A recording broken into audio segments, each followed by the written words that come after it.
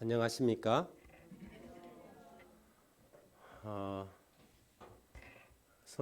손님들도 계시고 또 출타하신 성도님들도 꽤 계시는데요. 안식일 학교에 소개하지 않는 분이 한 분 계셔서 좀 소개하고자 합니다. 우리 박미성님, 우리 민원식 장로님 곁에 계신 박미성님, 우리 그 맨발 걷기 회원이시고요. 우리 지난번 또 디톡스 할 때도 한번 참여하셨었는데 오늘 예배에는 처음 나오신 것 같아요. 그렇죠? 잠깐 일어나시겠습니까? 환영합니다. 네, 감사합니다. 우리 박미성님은 저하고 성경 공부를 지금 하고 있고요. 오늘부터 이렇게 첫 예배 출석을 시작하게 되었습니다. 여러분 많이 기도해 주시고 또 영적으로 응원해 주시면 감사하겠습니다. 종이 문화가 종이가 발명되기 전까지 사람들은 기록을 어디에 어떻게 남겼을까요? 고대 중국에서는 목간이라는 걸 썼습니다.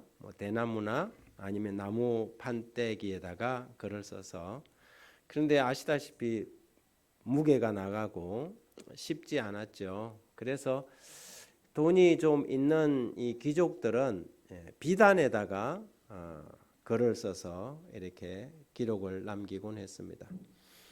그러나 여러분, 비단에다 글을 써서 남긴다는 게 보통 비용이 드는 게 아니지 않습니까?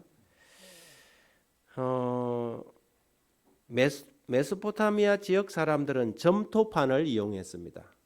최근에도 고고학자들에 의해서 바벨론이나 페르시아 지역에 있는 이란이나 이라크 지역에서 점토판들을 파내고 수메르인들의 그 글을 해독하는 일들이 아직도 계속되고 있습니다. 서남아시아 사람들은 양피지를 이용했습니다. 양을 잡거나 짐승의 가죽을 이렇게 벗겨서 그것을 무드질하고 두들겨 갖고 거기에다가 글을 써서 기록을 하고 책으로 남겼습니다. 하지만 이것도 꽤 무게가 나가고 그 가격을 대비하면 너무 많은 이 비용이 들기 때문에 아주 특권층들만이 사용할 수 있지 일반인들은 사용할 수 없는, 그래서 책이라는 것이 아주 특권층들의 전유물로 되어 있었습니다. 이집트 사람들은 무엇을 가지고 했을까요? 네, 이집트 사람들은 파피루스라는 것을 종이의 대용으로 사용했습니다. 파피루스는 식물의 일종으로 나일강 상류 지역에 군락을 이루면서 번식하는 갈대과의 한 식물인데요. 이 파피루스를 두들겨서 종이처럼 만들어서 사용했습니다. 모세나 예수님 당시 때 가장 주로 사용되던 이 종이 대용품은 파피루스였습니다. 그래서 파피루스가 그 당시에 최고의 인기를 얻으면서 바다를 건너 그리스와 로마까지 전파되었고 3,500년 전에 모세도 애굽의 학문을 다 익혀 배웠던 사람으로서 이 파피루스를 이용해서 기록을 남겼겠죠. 창세기, 레위기, 출애굽기, 레위기, 민수기, 신명기 같은 모세 오경도 파피루스에 기록했을 것이라고 생각되어집니다. 그래서 이 파피루스는 상당히 아주 인기 있는 기록의 재료로 사용되었고 중국에서 종이가 처음으로 발명되기 전까지는 파피루스가 최고의 기록의 재료로 기록지로 사용되었습니다. 그래서 이 영어로 종이를 페이퍼라고 하죠. 페이퍼의 어원이 어디 있냐면 파피루스에서 온 것입니다. 그래서 파피루스가 페이퍼가 된 거죠. 우리가 읽은 이 요한계시록 5장에 나와 있는 요한이 계시 가운데서 보니까 보좌에 앉으신 이의 오른손에 두루마리가 하나가 놓여 있다 그랬어요. 요한의 시선이 지금 어디로 집중되어 있어요? 두루마리로 집중이 되어 있어요. 도대체 저 책은 무엇일까? 저기에는 무엇이 기록되었을까? 그런데 두루마리가 아주 특별했어요. 7인으로 뭐가 됐어요? 봉인이 되어 있다는 거죠. 예, 실링되어 있는 거예요. 딱딱딱 쳐 있어 갖고 합당한 사람이 아니면 그 봉인을 열고 두루마리를 열어볼 수 없는 상황이었습니다.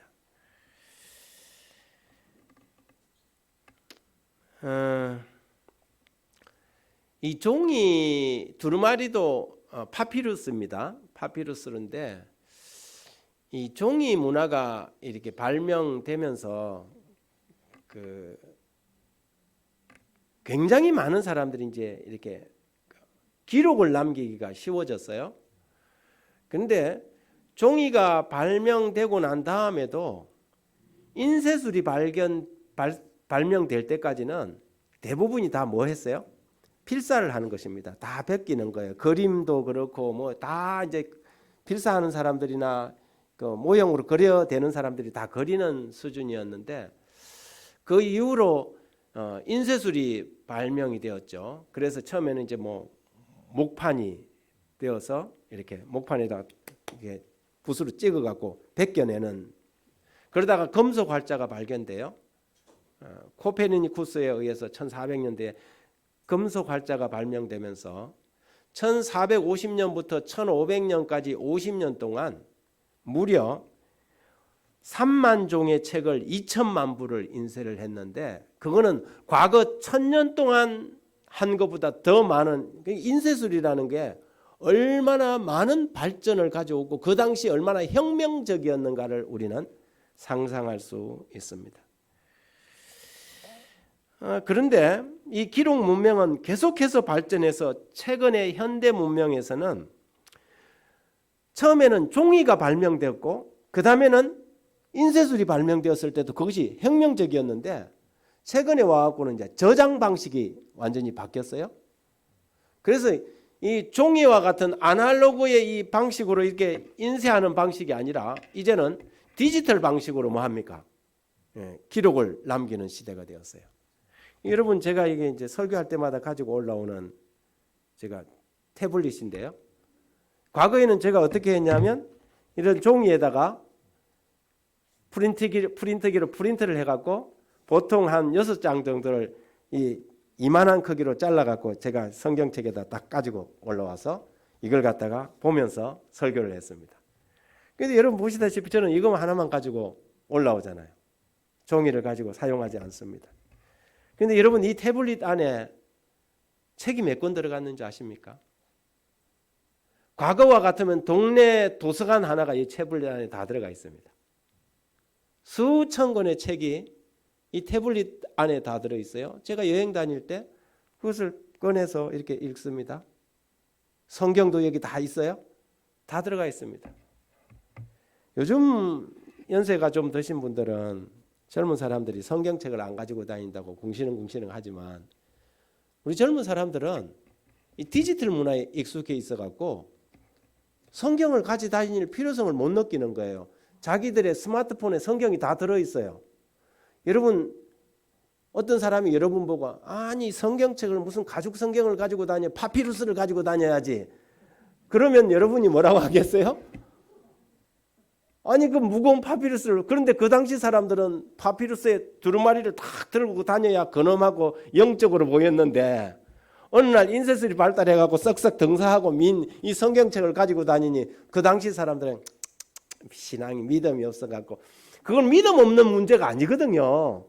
그런데 젊은 사람들이 스마트폰으로 성경을 보면 저것들 도대체 뭐가 되려고 저러니, 아니요, 그 사람들의 기록 방식이에요. 시간이 지나면요 종이 문화는 사라질 수 있어요? 사라질 수 있어요. 이제는 더 이상 성경을 가지고 다니지 않고 디지털 문자 조금 있으면요, 여러분 제가 허황된 이야기를 하는 게 아니에요. 이 공중에서 글을 읽는 시대가 올 거예요. 공중에다 글을 읽고 버튼을 공중에다 누르고 공중에서 글을 읽는 시대가 온단 말이죠. 여러분 지금 우리가 50년 전에만 하더라도 지금과 같은 세상을 꿈도 못 꿨어요. 그렇죠? 상상도 못하던 시대가 지금 전개되고 있어요. 요즘은 집집마다 동굴이 같은 거 하나씩 있지 않습니까? 집 나올 때 버튼만 눌러놓으면 지가 4시간이고 5시간이고 돌아다니면서 청소 다 바닥 청소 다 해놔요? 그래요. 그런 시대에 우리가 살고 AI 시대에 살고 있거든요. AI를 처음 개발한 사람은 지난번에 나와서 후회한다 그랬어요. 왜? 이제는 AI가 지금 살상용 AI가 개발되고 있어요. 전쟁을 해도 사람이 전쟁하지 않고 로봇들이 전쟁하는 시대란 말이에요. 지금도 러시아와 우크라이나 전쟁에서 로봇이 사용됩니까? 무인기가 사용되잖아요. 드론이 가서 모스크바 상공에서 폭탄을 터뜨리고 하는 시대란 말이죠. 세상이 이렇게 급변하게 가고 있는데 젊은 사람들이 성경책 안 가진 다니는 것은 믿음 없다고 평가하고 하면 안 되는 시대가 됐단 말이죠. 하나님의 말씀은 그 시대의 언어로 그 시대 사람들이 이해할 수 있는 방식으로 기록됩니다. 근데 요한 때는 요한이 두루마리 성경책을 봤어요. 파피루스겠죠. 만일 오늘날 하나님께서 요한에게 메시지를 주고 계시를 준다면 뭘 보여줄까요? 디지털 방식으로 보여줄 거예요. 왜냐하면 이 시대 사람들은 디지털 언어를 이해하고 있는 시대이기 때문에 하나님은요, 창세부터 마지막까지 인간의 발전 상황의 모든 것을 다 알고 계시고 다 가지고 계셔요. 그래서 하나님은 늘 어떤 방식으로 소통하느냐 하면 그 시대 사람들의 그 시대 언어로 소통을 해요. 그러므로 우리가 성경을 해석할 때 그 시대를 이해해야 돼요. 1500년 전의 시대 때 자전거 한 대가 얼마나 비쌌는지 몰라요. 그런데 그 시대에 뭐라고 했냐면 그리스도인은 자전거 타면 안 된다고 그랬어요. 여러분 요즘 시대에 자전거 타지 마라 하면 됩니까? 자전거 타지 마라 하면 안 되죠. 자전거 그게 뭐 대단하다고요. 요즘은 우리 고윤숙 장로님은 그 오토바이도 타는데요. 그런데 150년 전에는 그 자전거가 너무 고가였어요. 그리스도인들에게는 사치요 낭비였다는 거죠. 예언과 하나님의 말씀은 그 시대에 맞게 그 시대의 언어로 기록된다는 사실을 이해해야 돼요. 그 시대의 언어를 가지고 와서 현대 시대에 적용시키고 이러면 안 된다는데 성경에 이러면 안 된다는데 왜 하냐 그러면 안 된다는 거죠. 여러분 그럴 것 같으면 구약시대 때 혼방 입지 말라 그랬어요.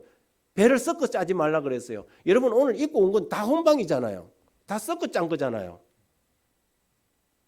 그러면 그 시대의 언어로 왜 그랬는지 그 기본적인 의미와 의도를 이해하는 것이 중요하지, 단어와 문자를 그대로 가져와서 그것을 이 시대에 적용하는 것은 바람직하지 않다는 거죠.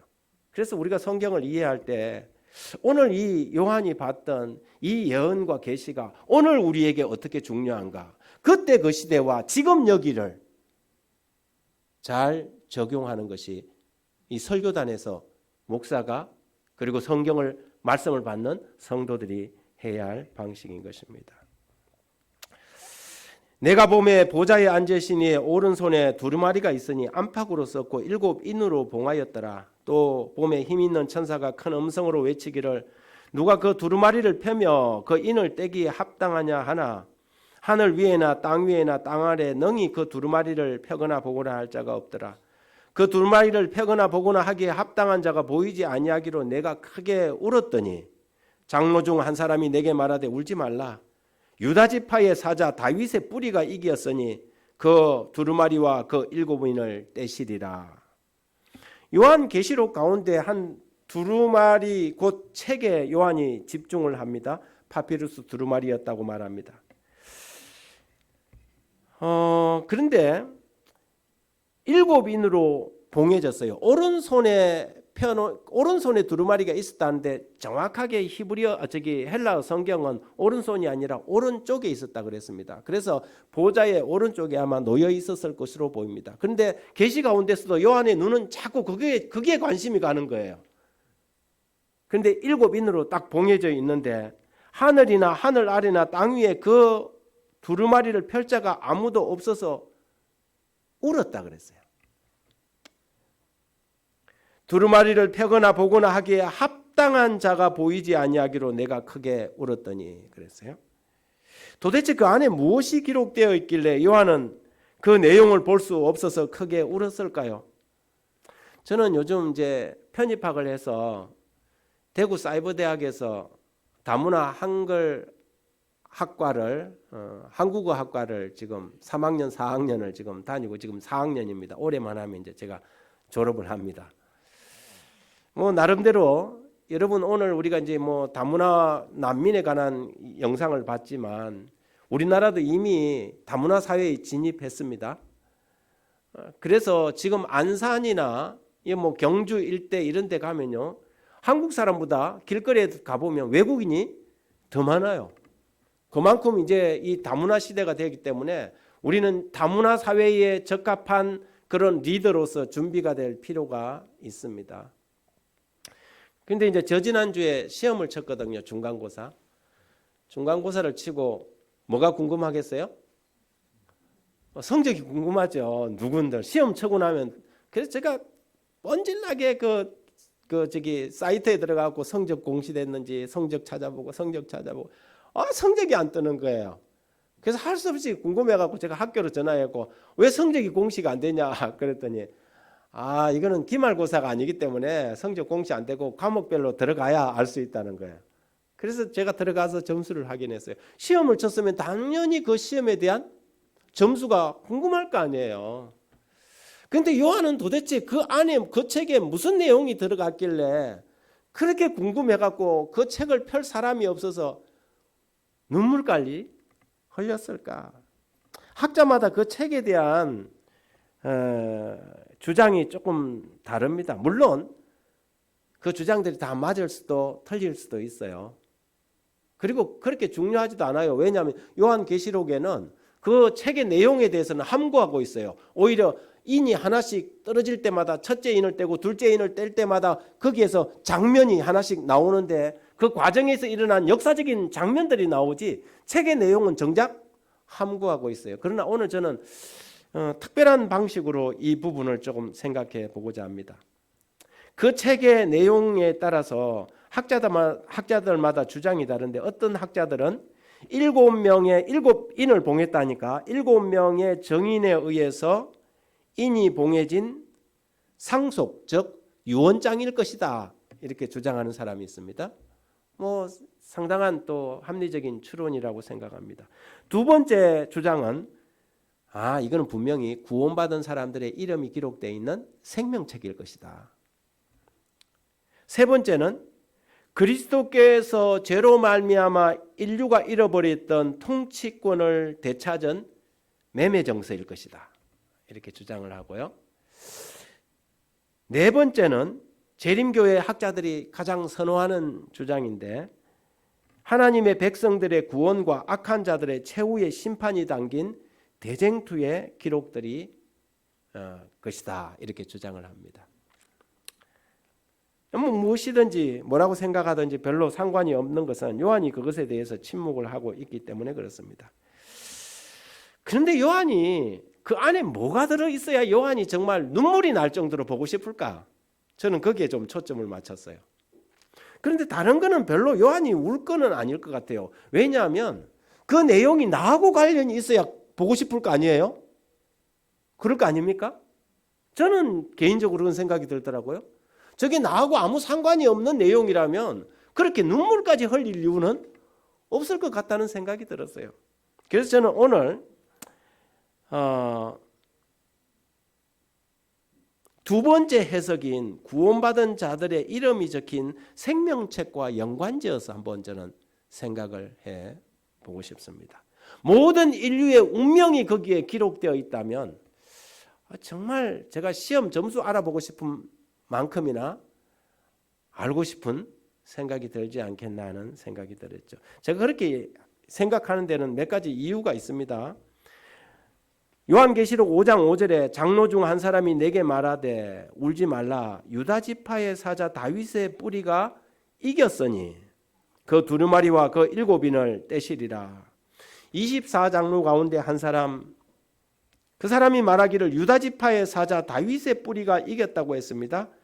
그리고 그 유다 지파의 사자가 7인을 떼실 거라고 대답을 합니다. 그 이유는 유다 지파의 사자가 합당한 자격을 갖춘 이유는 그가 뭐 했기 때문에요? 이겼기 때문에 그렇다. 이겼기 때문에. 그래서 요한이 그 유다 지파의 사자 다윗의 뿌리를 보려고 고개를 딱 돌렸는데 사자는 안 보이고 라이온은 없고 뭐가 있었어요? 어린 양이 보였어요. 여러분, 이 계시가 이런 일들이 많아요. 요한의 계시록에 보면 들은 거 하고 정작 봤더니 뭐예요? 모습이 다른 거예요. 유다 지파의 사자라 그래서 굉장한 사자를 딱 생각하고 고개를 딱 돌려서 봤더니 어린 양이 보였고 일찍 죽임을 당한 것 같더라 그랬어요. 어쩌면은 상처난 양의 모습이었을까요? 아마 구약 성소 제도에 나온 양은 어떻습니까? 목을 죽임을 당했으면 목에 칼 상처가 선명하게 나 있겠죠. 여러분, 예수님을 그리는 화가들은 예수님을 초상화를 그릴 때 손에 뭘 남깁니까? 못자국을 남기잖아요. 예수님이라는 것을 증명하기 위해서. 그 얼굴들은 진짜 예수님의 얼굴 아닌 거 아시죠? 그냥 모델들 얼굴을 그린 거예요. 그런데 그 사람이 예수님이라는 가장 중요한 증거는 뭐예요? 손바닥에 못자국이에요. 그런데 이 어린 양이 일찍 죽임을 당한 것 같더라 한 거 보니까 아마 성소에 가지고 가면 양들을 잡을 때 양의 목을 긋고 거기서 피를 받지 않습니까? 아마 그것을 보고 아마 그렇게 이야기한 것이 아닌가. 내가 또 보니 보좌와 내 생물과 장로들 사이에 한 어린 양이 섰는데 일찍이 죽임을 당한 것 같더라라고 성경은 기록합니다. 유다 지파의 사자라고 했는데 어린 양이었다는 것이죠. 그것은 그분이 이기신 방법이 어린 양의 방법으로 승리했다는 증거입니다. 예수님은 십자가로 승리하셨습니다. 한 마리 세상 죄를 지고 가는 하나님의 어린 양으로 십자가에 달리셔서 일찍 죽임을 당하시고 승리하셨습니다. 십자가에 돌아가셨을 뿐만 아니라 사흘 만에 부활하시고 죽음을 이기시고 부활하신 분이시기 때문에 그 인을, 그 일곱 인을, 봉한 인을 뗄 수 있다는 것이지요. 그 책은 십자가를 통하여 이기신 유일한 분만이 뗄 수 있습니다. 온 우주에 책을 펼칠 수 있는 분은 오직 한 분밖에 없는데 그래서 그 책은 어린 양의 생명책이 아니겠느냐라고 주장하는 학자들이 있는 것이지요. 어린 양만이 펼칠 수 있는 어린 양의 피에 씻어 정결케 된 사람들의 이름이 기록되어 있는 그 책. 그래서 계시록 3장 5절은 이기는 자는 이와 같이 흰옷을 입을 것이요 내가 그 이름을 생명책에서 결코 지우지 아니하리라. 어떤 사람이 생명책에 기록된다고요? 이기는 사람이에요. 이기는 분만이 그 책을 뗄 수 있고 그 책에 기록된 사람은 어떤 사람이에요? 이기는 사람이다 이 말이죠. 여러분, 이기고 싶습니까? 지고 싶습니까? 이기고 싶죠. 계시록 15장 2절에도 보면 또 내가 보니 불 섞인 유리바다 같은 것이 있고 짐승과 그 우상과 그 이름의 수를 이기고 벗어난 자들이 유리바닷가에 서서 하나님의 검은고를 가지고 그랬어요. 짐승과 우상과 그 이름의 수를 이기고 벗어난 자들은 누구인가? 이들은 그들의 이름이 어린 양의 생명책에 기록되어 있는 사람들, 곧 하나님의 인을 맞은 사람들입니다. 계시록 13장 8절 죽임을 당한 어린 양의 생명책에 창세 이후로 이름이 기록되지 못하고 땅에 사는 자들은 다 짐승에게 경배하더라 그랬어요. 생명책에 이름이 기록되지 못한 사람들은 다 용과 짐승에게 뭐 할 것입니까? 경배할 것입니다. 계시록 20장 12절에는 또 내가 보니 죽은 자들이 큰 자나 작은 자나 그 보좌에 섰는데 책들이 펴있고 또 다른 책이 펴졌으니 생명책이라. 죽은 자들이 자행위에 따라 책들에 기록된 대로 심판을 받는다 그랬습니다. 누구든지 생명책에 기록되지 못한 자는 다 불못에 던질 것이다 그랬어요. 여러분, 생명책에 기록되느냐, 생명책에 기록되지 못하느냐, 이것이 우리의 운명을 가를 것입니다. 이것은 그냥 누락되면 다시 적어 넣을 수 있는 단순한 명부가 아닌 것이지요. 영원한 생명으로 갈 것이냐 아니면 영원한 멸망으로 갈 것이냐가 우리의 이름이 어디에요? 생명책에 기록되어 있느냐 없느냐에 따라서 결정난다는 것입니다. 그러면 어떤 사람들의 이름이 생명책에 올라갑니까? 이기는 사람들. 빌립보 4장 3절에 보면 참으로 나와 멍에를 같이 한 내게 구하노니 복음에 나와 함께 힘쓰던 저 여인들을 돕고 또한 글레멘드와 그 외에 나의 동력자들을 도우라. 그 이름들이 생명책에 있느니라 그랬어요. 여러분의 이름이 생명책에 있습니까? 사도 바울은 몇 명의 성도의 이름을 대고는 저들의 이름이 생명책에 있다고 했습니다. 다시 말해서 믿음을 고백하고 선한 일에 동참한 모든 사람의 이름이 일단은 생명책에 올라갑니다. 그래서 저는 저와 여러분의 이름이 생명책에 기록되어 있다고 믿습니다. 저와 여러분의 모든 사람의 이름이 생명책에 있습니다. 우리가 믿음을 고백하고 예수님을 구주로 믿고 주님을 영접하는 순간 하늘에는 이는 내 사랑하는 아들이요 내 기뻐하는 자라는 선언이 있습니다. 교회 농명책에 이름이 올라갈 때 하늘 생명책에도 이름이 올라갑니다. 그래서 성경은 마태복음 16장 9절에 내가 천국 열쇠를 내게 주리니 내가 땅에서 무엇이든지 매면 하늘에서도 매일 것이요 내가 땅에서든지 무엇이든지 풀면 하늘에서도 풀릴 것이라 성경은 말합니다. 예수를 주님으로 시인하고 침례를 받은 모든 사람은 그 이름이 생명책에 있습니다. 믿고 침례를 받은 사람은 구원을 얻을 것이요 믿지 않은 사람은 정죄를 얻으리라. 여러분 침례 받을 때 확실히 믿고 침례를 받았습니까? 여러분의 이름이 생명책에 있는 것을 인하여 감사하시기 바랍니다. 따라서 우리가 믿고 침례를 받은 우리는 우리의 모든 사람의 이름이 그 책에 올라가 있음을 믿습니다. 정말 믿습니다. 의심하지 마십시오. 그러나 문제는 그 생명책에 우리의 이름이 끝까지 남을 것이냐 하는 것이지요. 어떤 사람들은 이렇게 말합니다. 한 번 구원받으면 영원한 구원이라고요. 한 번 구원받으면 영원한 구원이 맞습니까?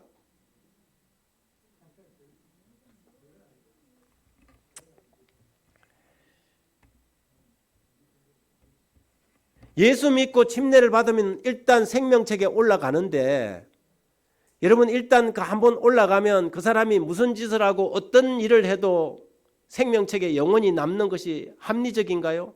공의로운 건가요? 여러분 JMS 요즘 막 나오는데 JMS의 그분 이름이 뭐죠? 그런 분들이 하늘 생명책에 이름이 남아야 됩니까? 수많은 성도들을 폭행하고 하는 그런 사람의 이름이 하늘 생명책에 남아야 되는 거예요? 여러분 한때 신실했던 사람이 타락하기도 합니까? 교회의 직분도 맡고 장로도 되고 목사도 되던 사람이 남의 가정을 파괴하고 바람이 나서 그렇게 하기도 합니까? 그런 사람의 이름이 생명책에 한 번 구원받았기 때문에 영원히 있어야 된다고 주장할 수 있어요? 그것이 성경의 가르침입니까? 하나님은 그런 분이 아니시죠. 그렇게 해서도 되지 않은 거죠. 여러분 한 번 구원받으면 뭘 해도 어떤 삶을 살아도 구원받는다는 말은 성경과 조화되지 않습니다. 예수님의 십자가의 보혈은 회개하지 않고 저질러지는 우리의 숨겨진 죄악까지 다 용서하고 씻어주는 것이 아닙니다. 그것은 절대 성경의 가르침이 아닙니다.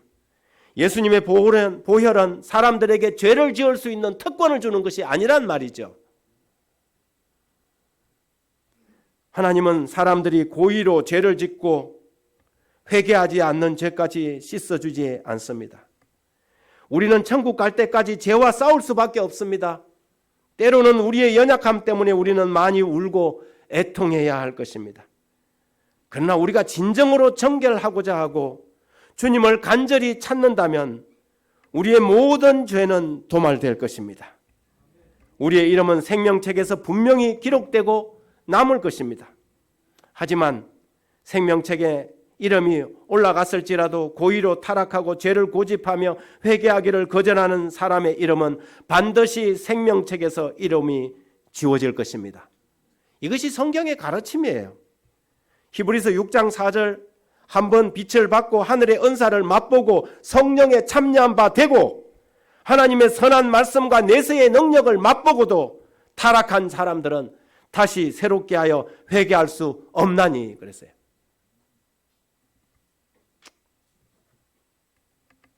네, 그들이 타락하고도 다시 회개하고 돌아오면 하나님은 언제나 그들을 다시 받아들일 것입니다. 그렇지만 끝내 돌아오지 않는다면 그들의 이름은 한번 생명책에 올라갔더라도 지워지고 맙니다. 여러분을 암신시키고자 하는 달콤한 말에 속아 넘어가지 마십시오. 한번 구원받으면 영원히 구원받는다는 영생교나 구원파의 가르침에 여러분 넘어가지 마십시오. 이름이 지워질 수 있습니다. 그래서 다윗은 자신을 괴롭게 하는 악인들에 대하여 이렇게 기도합니다. 시편 69편 28절 그들을 생명책에서 지우사 의인들과 함께 기록되지 말게 하옵소서 그랬어요. 계시록 3장 5절 이기는 자는 이와 같이 흰옷을 입을 것이요 내가 그 이름을 생명책에서 결코 지우지 아니하고 그 이름을 내 아버지 앞과 천사들 앞에서 시인하리라. 곧 이기는 신앙의 싸움에서 승리하는 자들의 이름이 남을 것입니다. 그러나 싸움에서 뒤로 물러가 결국 예수님을 부인한다면 그들의 이름은 생명책에서 지워질 것입니다. 그래서 예수님도 마태복음 10장 33절에 누구든지 사람 앞에서 나를 부인하면 나도 하늘에 계신 내 아버지 앞에서 그를 부인하리라고 말입니다. 출애굽기 32장 33절 여호와께서 모세에게 이르시되 누구든지 내게 범죄하면 내가 내 책에서 그를 지우리라. 여러분 성경적이지 않습니까? 성경에 이런 구절들이 수없이 나와 있어요. 예, 우리가 정말로 진실하게 살고자 하고 믿음으로 날마다 회개하고 하나님의 보혈의 능력을 붙든다면 우리의 이름은 더욱더 견고하게 하늘 생명책에서 남을 것입니다. 그렇지만 우리가 영적으로 나태해지고 세상에 빠져서 세속에 물들어서 점점 하나님을 떠난다면 하나님의 성령께서도 우리를 떠날 수밖에 없습니다. 에스겔 18장 24절 만일 의인이 돌이켜 그 공의에서 떠나 범죄하고 악인이 행하는 모든 가정한 일대로 행하면 살겠느냐? 그가 행한 공의로운 일은 하나도 기억함이 되지 아니하리니 그가 범한 허물과 그 죄로 죽으리라. 여러분 결국 우리의 이름이 하늘 생명책에 남느냐? 아니면 우리가 과거에 살았던 선한 행위까지 다 없어지고 영원한 멸망에 들어가느냐? 우리의 과거에 죄를 지었지만 우리가 하나님을 온전히 의지함으로 우리의 모든 과거의 죄의 기록들이 없어지고 하늘 생명책에 우리의 이름이 영원히 남느냐? 여러분 이 일들이 우리에게 일어나야 하는 것입니다. 여러분 믿음의 싸움에서 여러분을 느슨하게 만들고 신앙의 사주경계를 풀어서 원수의 속임수에 빠지게 하는 그런 안락한 가르침에 속지 마십시오. 그것은 여러분을 살리는 기별이 아니라 여러분을 안심시켜서 영원한 멸망에 빠지도록 하는 사탄의 메시지입니다. 성경에는 자기는 하나님을 믿는다고 생각하고 살았는데 하나님으로부터 인정받지 못하고 구원에서 멀어진 슬픈 이야기들이 제법 많이 나옵니다. 대표적인 기록이 마태복음 7장 21절 이하입니다. 이러므로 그들의 열매로 그들을 알리라. 나더러 주여 주여 하는 자마다 다 천국에 들어갈 것이 아니요 다만 하늘에 계신 내 아버지의 뜻대로 행하는 자라야 들어가리라.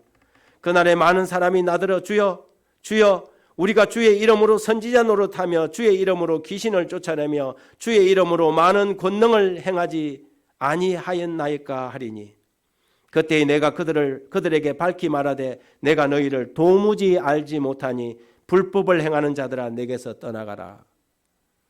저들은 주님을 믿는다고 공언하고 심지어 선지자 노릇까지 한 사람들입니다. 요즘 말로 하면 목사나 사제나 능력이 있는 은사를 받은 사람들일 것입니다. 하지만 주님은 저들을 모른다고 부인할 것입니다. 그들의 삶의 열매가 그들이 불신자라는 사실을 보여주었기 때문입니다. 이것이 10처녀의 비유 가운데 미련한 5처녀가 등불은 가지고 있었지만 기름을 준비하지 않는 그 말과 같은 말입니다. 구약 성경에도 비슷한 사례가 나옵니까? 예루살렘 귀한 영이 떨어졌을 때 느헤미야와 에스라에 보면 바벨론에서 돌아온 일단의 무리들 가운데 그들의 족보에 이름이 없는 사람들이 있었습니다. 에스라 2장 5절, 59절, 61절, 62절에 델 멜라와 델 하르샤와 그룹과 앗단과 인멜에서 올라온 자가 있으니 그들의 조상의 가문과 선조가 이스라엘에 속하였는지 밝힐 수가 없더라.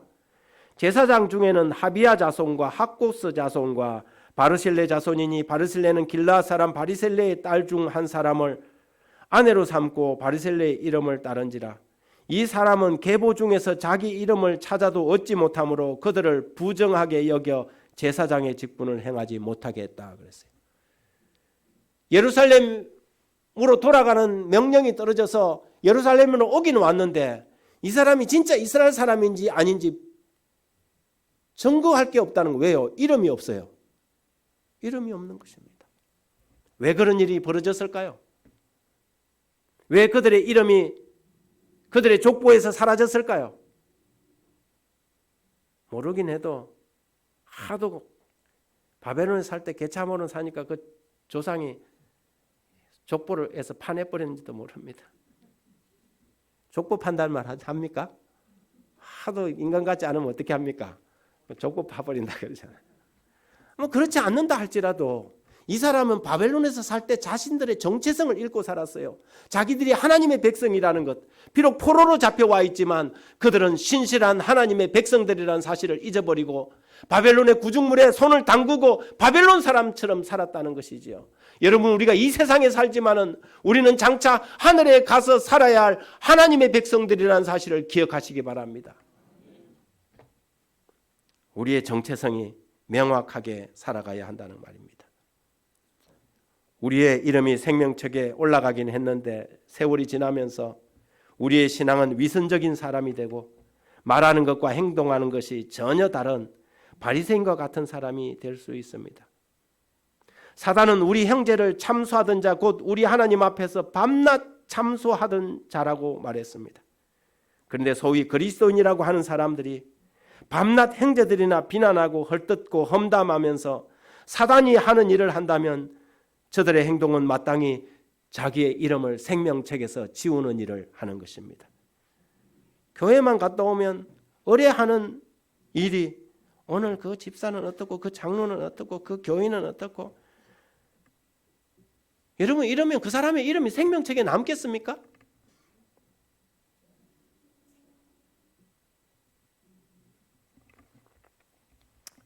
어떤 사람들의 이름이 생명책에서 지워지는가? 첫 번째, 외식하는 사람들입니다. 그들의 신앙은 모래 위에 지은 집과 같습니다. 이런 신앙은 바람이 불고 홍수가 나면 떠내려가고 말지요. 이런 신앙은 그 이름이 지워집니다. 아니, 작은 흔들림에도 자기 스스로 떠내려 갑니다. 두 번째, 죄를 회개하지 않는 사람들입니다. 그 안에 거하는 자마다 범죄하지 아니하나니 범죄하는 자마다 그를 보지도 못하였고 그를 알지도 못하였느니라. 그분 안에 있는 사람은 전혀 죄를 짓지 않는다는 말이 아니라 지속적으로 계속적으로 죄를 짓지 않는다는 뜻입니다. 무슨 말인가 하면 그리스도인도 연약하여 넘어질 수 있지만 고의로 의도를 가지고 고범죄를 짓지 않는다는 말입니다. 달리 말하면 마음에 죄를 품고 회개하지 않는 사람들은 한번 그들의 이름이 생명책에 올라갔다 할지라도 이름이 지워집니다. 세 번째는 신앙의 싸움에서 패배하는 사람입니다. 생명책에 그 이름이 남는 사람은 용과 짐승의 온갖 박해와 시련에도 꿋꿋이 뒤로 물러가지 않고 승리한 사람들이라고 성경은 말합니다. 그들은 비록 연약하여 때론 넘어지는 경험도 하였지만 어린 양의 피에 자신을 씻어 깨끗하게 한 사람들입니다. 저들은 자신들의 충성을 결코 포기하지 않았습니다. 자신이 완벽하다고 할 수는 없을지 몰라도 끝까지 그리스도를 의지하고 그분을 따른 사람들은 생명책에서 그들의 이름이 마침내 남을 것입니다. 그러나 세상이 주는 고난을 받기보다는 차라리 세상과 타협하고 세상의 안전을 얻는 것을 선택한 사람이 있을 것입니다. 그들은 십자가에서 하나님의 독생자의 생명의 보혈의 가치를 세상에서 얻는 안락보다 더 소중하게 생각하지 않는 사람들입니다. 비록 그들의 신앙을 고백하고 교인들이 되었지만 결국 영원한 생명을 얻기에는 합당치 않은 사람들이라고 스스로 증명합니다. 그러나 여러분, 진심으로 회개하고 믿음으로 그리스도의 피를 그들의 속죄 제물로 주장한 단 한 사람도 생명책에서 그 이름이 지워지지 않을 것입니다. 감사합니까? 지워질 것인가 남을 것인가? 여러분, 우리는 지금 우리의 운명이 정리되고 있는 마지막 시대를 살아가고 있습니다. 구약의 이스라엘 시대 때 1년 중에 딱 하루 7월 10일은 대속죄일이었습니다. 이 대속죄일 기간이 하는 일이 뭐냐면, 여러분, 구약 시대 때 죄가 어떻게 정리가 되느냐 하면, 어떤 사람이 죄를 지면 제일 먼저 하는 일이 자기의 양을 한 마리 끌고 가서 성소로 가서 양에게 자기의 죄를 다 전가시킵니다. 그리고 양은 죽습니다. 죄인은 자유를 얻고 돌아옵니다. 양의 피를 받아서 제사장이 성소 안으로 들어가서 법궤 앞에 있는 지성소 앞에다가 7번 이렇게 뿌립니다. 그러면 법은 죄의 삭은 사망이라는 선고를 피가 뿌려질 때 이렇게 예식적으로, 형식적으로 죄가 사망이 이루어졌다는 것이 선언됩니다. 그를 통해서 죄인의 죄가 양에게로 옮겨지고 양이 죽어서 피가 성소로 옮겨집니다. 1년 동안 모든 이스라엘 사람들의 죄가 그렇게 성소로 옮겨져요. 그런데 1년에 한 번 이 성소를 정결하게 하는 날이 있는데 대속죄일이에요. 그래서 성소로 옮겨진 그 모든 죄를 다 성소를 정결하게 해서 그것을 이 죄의 원흉인 사단인 아사셀 염소에게 안수하여 아사셀 염소가 무인지경으로 가서 죽게 합니다. 죄는 누구에게서 왔으니까요? 사단에게서 왔으니까요. 이것이 죄를 정리하는 방법이에요. 그래서 그 대속죄일에는 모든 이스라엘 백성들이 성소 주변에 와서 행여 내가 회개하지 않는 죄가 내 마음속에 있는지 자신을 살펴보고 두려운 마음으로 스스로 자기 죄를 하나님 앞에 고백했어요. 그런데 어떤 사람이 그때까지 어거지로 나는 이 죄를 회개하지 않을 거야, 자기 마음속에 있는 이 타락한 마음을 끝까지 가지고 있으면 성경에 뭐라고 했냐면 이스라엘 중에서 끊어진다 그래서 하나님의 심판이 임했단 말이죠. 지금 우리가 살아가는 이 시대가 대속죄일이에요. 이 역사의 마지막 부분에 우리는 우리의 삶을 하나님 앞에 정결하게 하고 우리의 이름이 하늘 생명책에서 지워지지 않도록 오히려 하나님의 생명책에서 하나님의 인을 받아서 더 견고해지도록 해야 할 시대가 지금 이 시대라는 것입니다. 그래서 성경은 이렇게 말합니다. 이 날에 스스로 괴롭게 하지 아니하는 자는 그 백성 중에서 끊어질 것이다. 스스로 괴롭게 한다는 말은 자신을 돌아보고 살펴서 하늘에 적합하지 않은 것들이 우리 안에 있지나 않은지 살펴보아야 합니다. 오늘날 우리는 대속죄일에 살고 있다. 표상적 의식에서 대제사장이 이스라엘 백성을 위하여 속죄의 봉사를 하는 동안 모든 사람은 하나님 앞에 죄를 회개하고 겸손한 태도로서 그들의 심령을 괴롭게 해야 했다. 여러분, 예수님께서 마지막 시대의 징조에 대해서 말씀하시고 그러나 끝까지 견디는 자가 구원을 얻을 것이다 말했습니다. 성도들에게는 인내가 필요하다고 말합니다. 오늘날이 인내가 필요한 시대입니다. 세계에서 가장 어떤 마케팅의 대가가 은퇴를 준비하고 있었습니다. 이 사람은 보험회사 직원이었는데 그 어떤 사람도 따라갈 수 없는 탑 마케터였어요. 그래서 이제 한 5천 명의 이 보험회사 직원들이 이 사람이 이제 마지막 은퇴하면서 들려주는 그 이렇게 비법이 뭔지 기독량을 하려고 모여들었어요.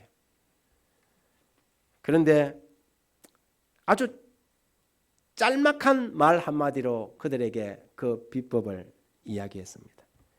갑자기 식장에 불이 꺼지고 한쪽에서 체격이 우람한 4명의 젊은이가 나타나더니 철제로 만든 커다란 공을 아래로 늘어뜨린 채 철제 선반을 들고 단 위로 올라왔습니다. 사람들이 무슨 영문인지 몰라 어리둥절하고 있을 때 이 마케팅의 대가가 그 큰 새 구슬을 밀었어요. 꼼짝도 하지 않는 거예요. 5초 있다가 하더니 또 다시 한번 밀고 또 다시 한번 밀고 그러기를 40분을 하는 거예요. 그러니 밑에서 그걸 쳐다보고 있던 사람은 안달이 나가고 어떤 사람은 에이 하고 그냥 가버렸어요. 그런데 사람들이 거의 자리를 뜨고 얼마 남지 않았는데 그렇게 꿈쩍도 안 하던 게 한 40분 지나니까 조금씩 움직이기 시작하는 거예요. 까딱 움직이는 거예요. 그러더니 이 구슬이 한번 딱 굴러가기 시작하는데 그 누구도 그 구슬을 막을 수 없을 정도로 팍 도는 거예요. 그리고는 그 마케팅의 대가가 얼마 남지 않은 사람들에게 자기의 성공의 비결에 대해서 이렇게 말했습니다. 성공이란 바로 간단한 일을 반복하는 일입니다. 끈기를 가지고 매일매일 조금씩 앞으로 나가십시오. 그러면 성공이 여러분에게 찾아올 것입니다. 신앙의 성공도 마찬가지입니다. 많은 사람들이 왜 실패하는 줄 아십니까? 포기하기 때문에 그렇습니다. 쇠구슬이 움직일 때까지 밀어보지도 않고 어떤 사람은 39분 됐을 때 포기하는 사람도 있습니다. 그런데 그 마지막 1분에 그 쇠구슬이 일단 성공이라는 구슬이 움직이기 시작하면 내가 멈추고 싶어도 멈출 수 없는 신앙도 마찬가지입니다. 어떤 큰 대단한 것이 있어서가 아니라 여러분 우리가 매일 하는 아침에 일어나서 기도하고 하나님의 말씀을 묵상하는 이 작고 사소한 일들 우리 그리스도인들에게 있어서 어쩌면 그것보다 더 중요한 것은 없습니다. 하나님의 말씀을 묵상하고 계십니까? 기도하는 일을 여전히 계속하고 계십니까? 여러분의 이름이 하늘 생명책에서 영원히 남을 것입니다. 하나님께서 저와 여러분의 이름을 하늘 생명책에서 남기실 뿐만 아니라 우리의 신앙의 성공이 싸움의 승리가 많은 사람들에게 귀한 귀감이 되길 바라며 말씀 마칩니다.